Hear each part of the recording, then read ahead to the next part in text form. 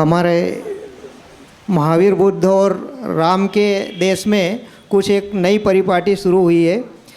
पिछली बार कूनो पार्क में चीते छोड़कर उनके लिए भोजन की व्यवस्था के लिए हिरण वगैरह की व्यवस्था सरकार ने की और उसके बाद उसका बहुत प्रचार भी किया गया। ऐसा ही केस अभी मंदसौर के गांधी सागर अभ्यारण्य में आने वाला है और वहाँ पर 400 कृष्ण मृग और 100 नीलगाय को चीतों के लिए अभ्यारण्य में छोड़ा जा रहा है।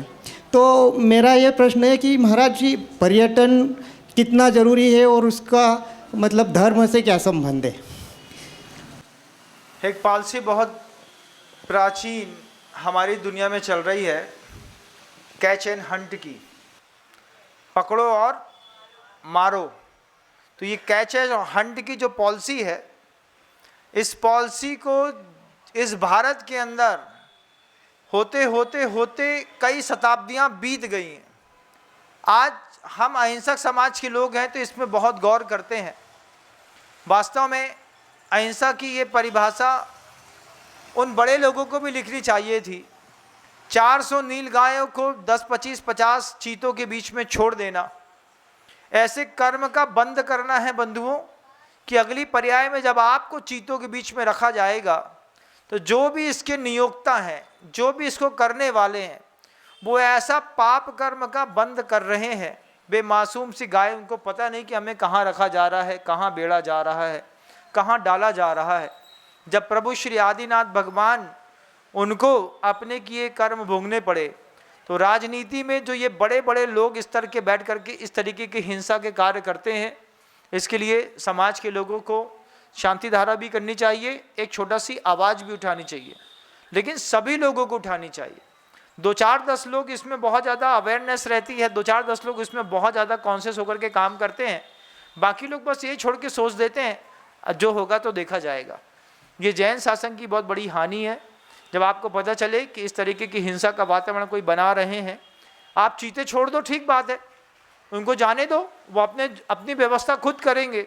जंगल है, जंगल में चीता अपने खाने के योग्य पदार्थ खुद ढूंढ लेगा, लेकिन हम चला करके उसको अगर अवेलेबल कराते हैं तो आप सोचिए कि सिर्फ ये जंगल बस में नहीं होता, घर के अंदर जो डॉगी होते हैं उन डॉगियों को भी पिडिट्री के नाम के जो छोटे छोटे कंटेंट मांस पदार्थ देते हैं, वो भी वही जैसी एक हिंसा है। ऐसी कितनी सारी हिंसाएं हैं। मुर्गियों के बच्चों की भी हिंसा होती है, जिसको आप अंडा कहते हैं, वो भी एक हिंसा है। ऐसे हिंसा के कई स्तर हैं जिससे भारत की 80% जनता रची पची है बंद। इसमें जब कभी भी ऐसा कोई दृश्य दिखे, उसके लिए हमें अपने स्वयं के जीवन में एक पश्चाताप भी करना चाहिए कि सब जानने के बावजूद हम कुछ कर नहीं पा रहे हैं। करने की सामर्थ्य हो तो आवाज़ उठाना चाहिए, और नहीं तो ऐसे मानस के लिए प्रत्येक दिन शांति धारा जरूर करना चाहिए। शांति धारा में पढ़ते हैं ना, गो मारिम, गज मारिम, अश्व मारिम, महिषी मारिम। तो इसका मतलब ही है कि किसी गाय को कोई महामारी हो रही हो, कोई बीमारी हो रही हो, कोई रोग हो रहा हो, तो भगवान इस शांति धारा के प्रभाव से उस गाय का जीवन बच सके, इस शांति धारा के प्रभाव से किसी भैंस का जीवन बच सके, इस शांति धारा के प्रभाव से कोई बकरे का जीवन बच सके।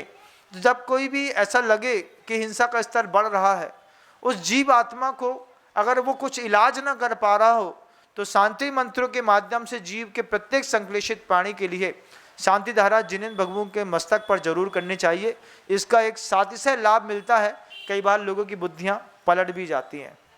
एक इसका एक बहुत अच्छा हुआ था, अभी एमपी में ही कोई एक महिला कुछ बनी थी, तो उसने आंगनबाड़ी में अंडे का प्रचार कर दिया था। जैन समाज ने विरोध किया, उस विरोध का परिणाम निकला कि पूरे मध्य प्रदेश में अंडा जो आंगनबाड़ी में बट रहा था उसको सरकार ने बैन कर दिया। अंडे बैन करने पर लाखों करोड़ रुपए के जो जीव मरने वाले थे वो आपके एक आवाज़ उठाने पर बच गए। एक नेशनल लेवल पर भी इस तरीके की आवाज़ उठाएं तो बहुत अच्छा रहेगा। सभी लोगों को मिलकर के प्रयास करना चाहिए।